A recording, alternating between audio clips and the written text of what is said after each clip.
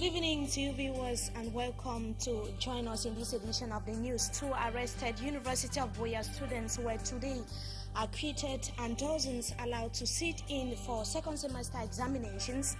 Marlene Mvutu, we are in Yaoundé Central region of the country, has denied ever making fraud allegations. And also in this newscast, we talk sports football. It is today in 2008 that Mark Vivian Foy died on a football pitch. That was during their encounter with Colombia. And we take a look at the abandoned state of some of his uncompleted projects. These are major headlines, details and more just in a moment.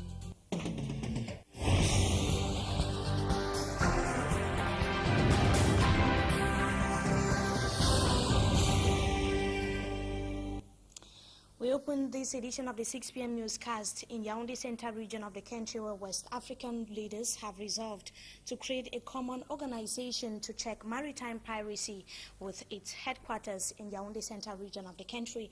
This was one of the several resolutions that were arrived at the just ended Maritime Security Summit that took place in that part of the country. Yaoundé-based correspondent Roland Akong tells us more in the following report.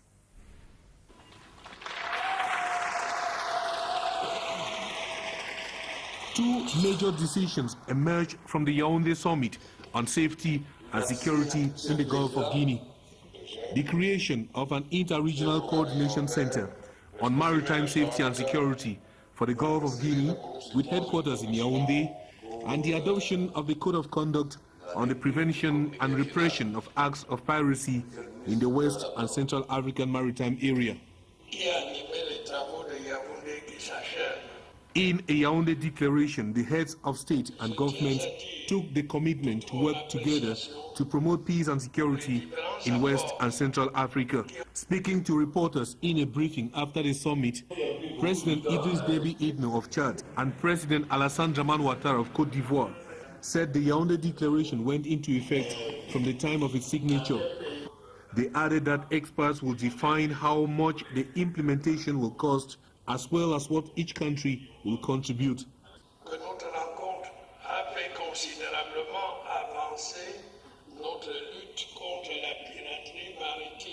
In his closing speech, President Biya said the meeting has significantly advanced the fight against maritime piracy. And today marks exactly 10 years after or since the Cameroonian football striker Mark Vivian Foy collapsed and later died on a football pitch that was during their encounter with the Colombian national football team in 2008. The late football icon, prior to his death, had commenced a series of construction works, precisely the sports complex in Biteng in Yaoundé Central region of the country. And Roland Akong, a Yaoundé-based correspondent, now reports on the state of abandonment of some of its uncompleted works in the following report. The incomplete works of Mark Vivian Foy are in a state of abandonment in his vast compound at Biteng in Yaoundé. Mark Vivian Foy started the construction of a sports complex at Biteng. The building of the complex is dilapidating and it is rapidly encroached by a nearby bush. The building also serves as a lodging facility now for relatives and caretakers, keeping away trespassers. Public expectations for completion by friends of Foy or even the government have so far been dashed. Nonetheless, a Yaoundé Street Rue Foy and Fandena Omnisport has been named in memory of Mark Vivian Foy. It is Yaoundé's own way to remember Mark Vivian Foy, who died on the battlefield defending the honor of Cameroon. His death was witnessed live by millions of viewers June 2003 in Gélène, Lyon, France, during a match pitting Cameroon, Colombia for the Confederation Cup. FIFA officials say the Confederation Cup match Wednesday, pitting Uruguay versus Brazil in Brazil, shall mark the 10th anniversary of the death of Mark Vivian Fouy.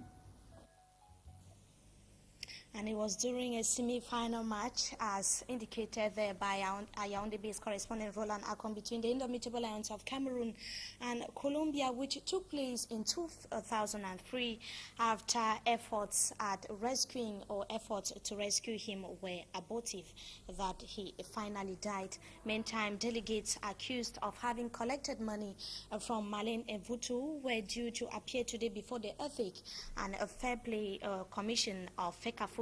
Marlene Mvutu finally showed up at the FECAFOOT head office today, where she was questioned over the allegations of corruption and malpractices at the just-ended FECAFOOT elections. She claimed that she met no such allegations. And in the following interview, our Yaoundé-based correspondent happened to have caught up with Marlene Mvutu, one of the candidates who vied for posts to FECAFOOT, and this is what she had to say. Let's listen to her.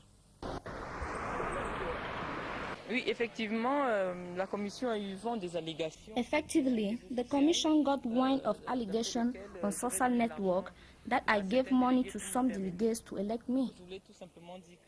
I told them the allegations are false. Besides, there are 15 false profiles with my image on Facebook, and the bloggers write rubbish. I have never complained of corruption. I have a personal problem with Mr. Batamak, who was re-elected. We know in football, we are sometimes get nervous, and we use our hand instead of our feet. For the time being, let's allow the commission to do his job. They will investigate their allegations while we wait for the results. Pour le moment, voilà, je laisse la commission faire son travail et on attendra les résultats. We remain in sports football, but this time around we talk about the president of the Northwest FECAFOOT office, John Beginning Day, who also stood as candidate at the June 19th FECAFOOT elections, who has demanded a total cancellation of the results. In a press briefing yesterday in Bamenda Northwest region of Cameroon, John Beginning Day declared the elections null and void, as they were to him marked by several irregularities. He said he has filed a petition to FIFA in that regard.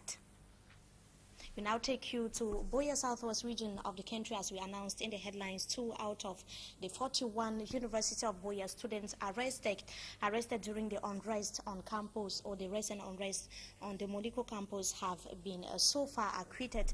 10 of them, as requested by the lead defense counsel, were also allowed to write their second semester examinations, which started today on the campus of the University of Buea. They appeared this morning before judges of the Buea Court of First Instance to answer charges of the disruption of lectures on campus of the university, the destruction of property on the Moliko campus, and also taking the Vice Chancellor of the University of Buea hostage. They were charged to pay the sum of 200 million francs CFA. That was during the previous hearing, and the case has so far been adjourned to July 18, 2013. We surely shall be coming back to that in our subsequent newscast. Meantime, medical officials have revealed that youths between the ages of 15 to 30 are more vulnerable to drug consumption, a situation which is making them disassociate themselves from their family members. They were speaking within the framework or on the sidelines of the 2013 edition of the Day for the Fight Against Drug and Illicit Trafficking. And for Hansen Chanji has the details of that report. Drug abuse and illicit trafficking have continued to have a profound negative impact on development and stability across the world.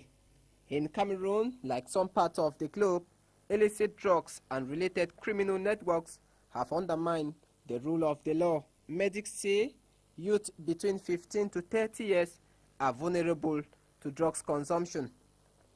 Youth who consume drugs stand the risk of dissociating themselves with families. They will also have a mental and physical health complications. Their relation with their families will also be strained because they will become thieves and will no more be wanted in the family. According to Dr. Leon Fozo, marijuana, remains the most consumed drug among youth in the Littoral region due to its availability and low cost. Some of these drugs, such as cannabis, cocaine, are dangerous to the health. We shouldn't forget tobacco and alcohol, though they are not in this group. Its consumption is detrimental to the health of the individual. Medical officials propose that to fight against drug and illicit trafficking, there is the need to spread awareness and implementation of meaningful policies addressing issues of drug and illicit liquor consumption, as well. Drug problems continue to constitute a serious threat to public health, undermining socioeconomic and political stability as well as sustainable development. For Hansen Chanji, they're reporting, and just to add that the day for the fight against drugs and illicit trafficking is being commemorated under the theme Make Health Your New High in Life and Not Drugs. We take you now out of Cameroon to talk about the preoccupying condition of South African anti-apartheid icon Nelson Mandela after a leading South African cleric has prayed for him. Nelson Mandela's he has prayed for Nelson Mandela's peaceful end as he remains in a critical condition. Elders from Nelson Mandela's Timbu clan were due to visit him today, Wednesday. His health has continued to deteriorate after his admission in hospital on the 8th of June with a recurring lung infection.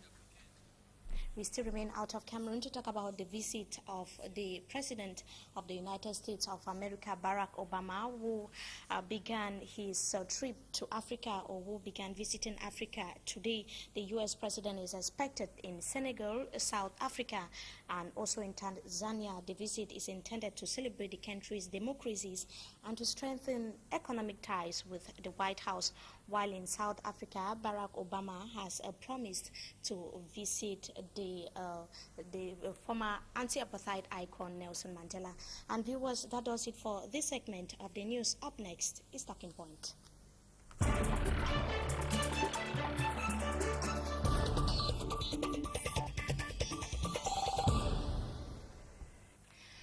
Good evening to you once again, viewers. We thank you so much for joining us tonight on Talking Point. The just ended Maritime Security Summit, the first of its kind hosted by Cameroon, is still making headline news. Our guest tonight is Barrister Adlaw. Good evening to you, Barrister. Good evening. Emmanuel, and thank you for joining us tonight. Good evening, Mimi Mefo. And like I earlier indicated, we are going to be talking about the just ended Maritime Security Summit, which ended in Yaoundé, central region of the country.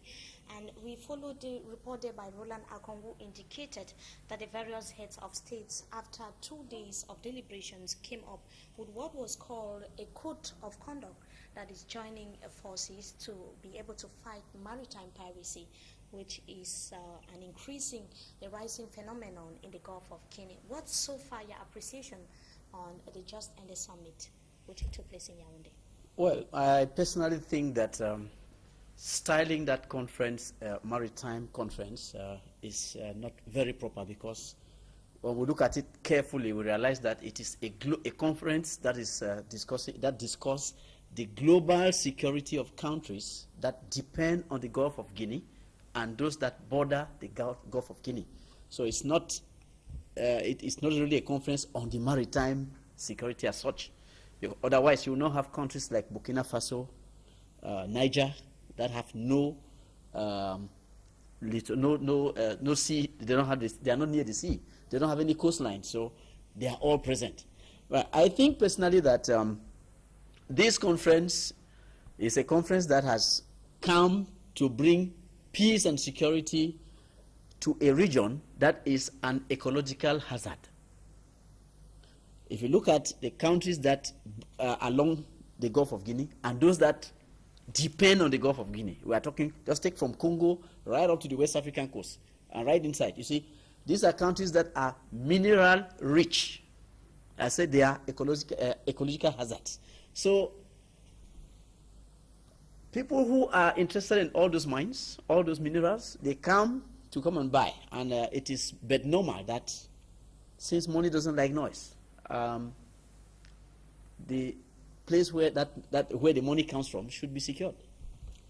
Could that also explain the reason why it also attracted some foreign countries? Well, who are the buyers? Out of, who are the buyers? Those who like came. China, France, of course, they are the buyers. The European Union. They are the people who exploit those mines. They are the people who buy those minerals. They are people who buy the oil and all that.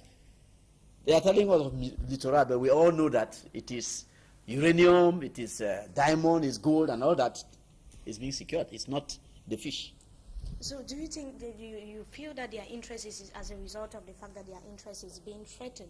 That is why they are trying to help maybe African leaders secure the maritime sector? Well, I think personally, as I said, it's a conference for the global security of that region that is mineral rich.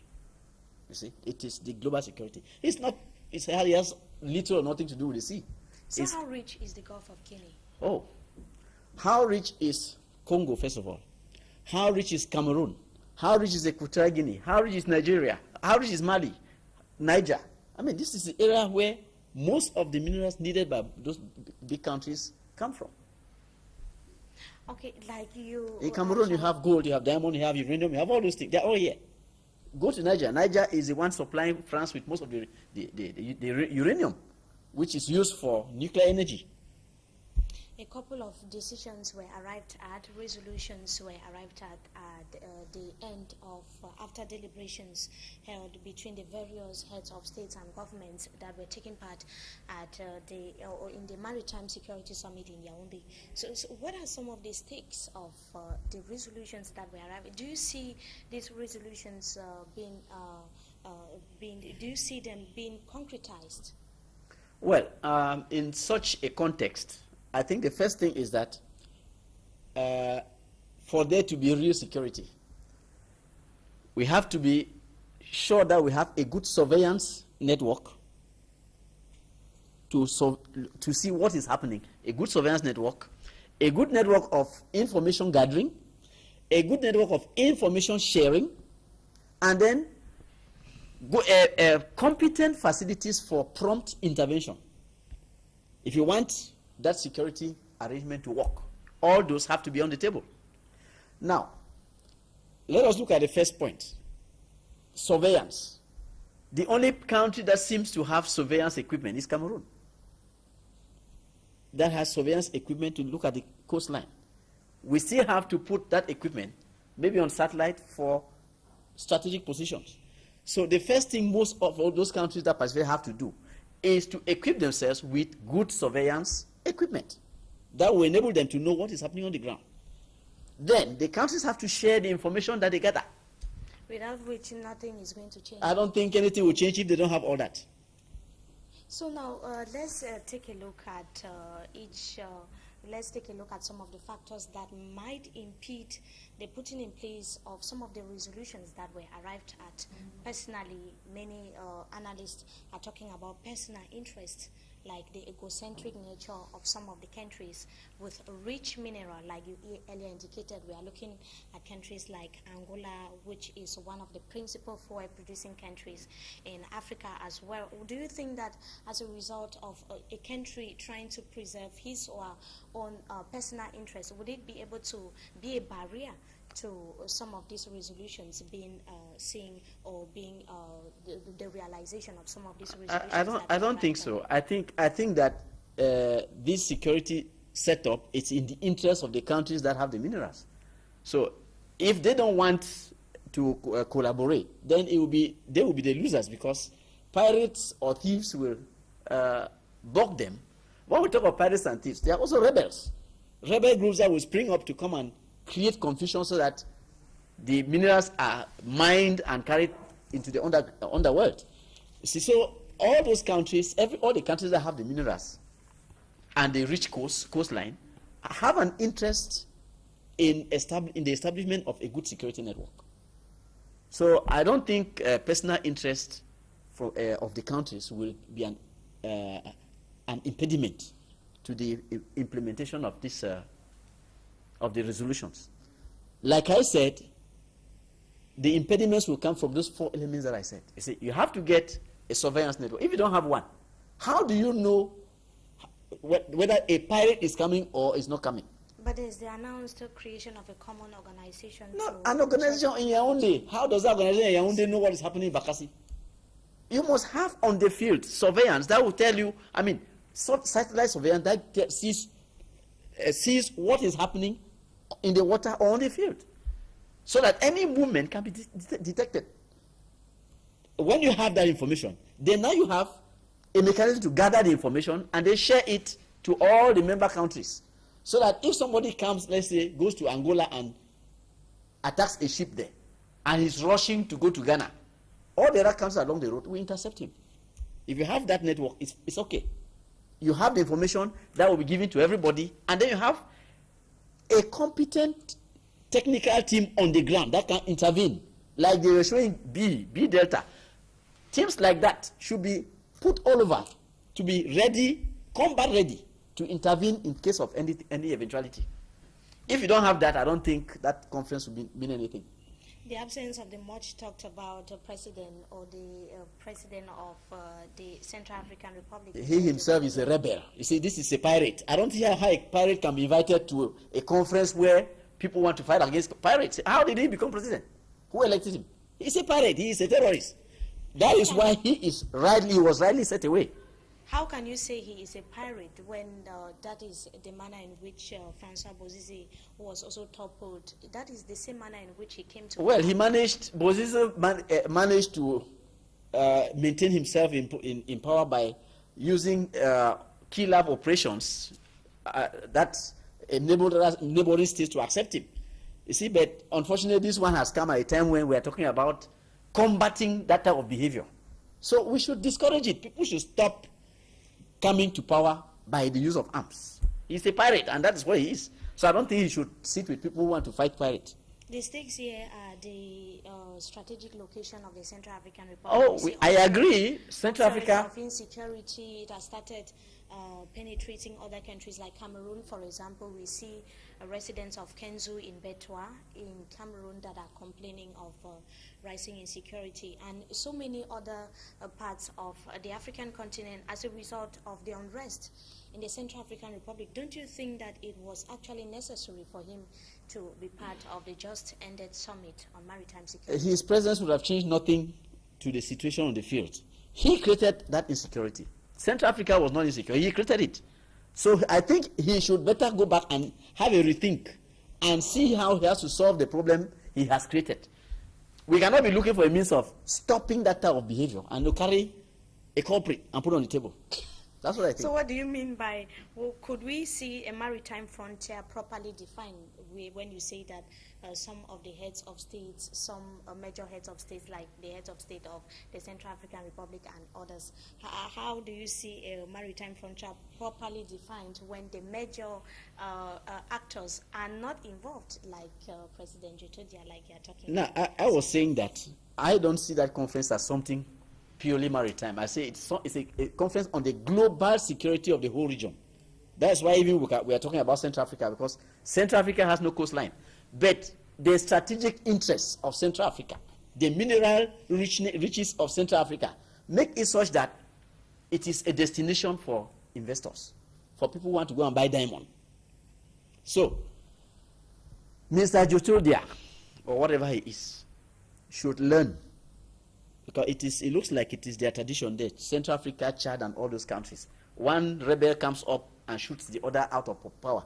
They should learn to apply democracy in their country and do like the other countries that organize elections, because their behavior is endangering peace and security in the other countries. Enough reason why he was obviously supposed to. No. He should stay where he is.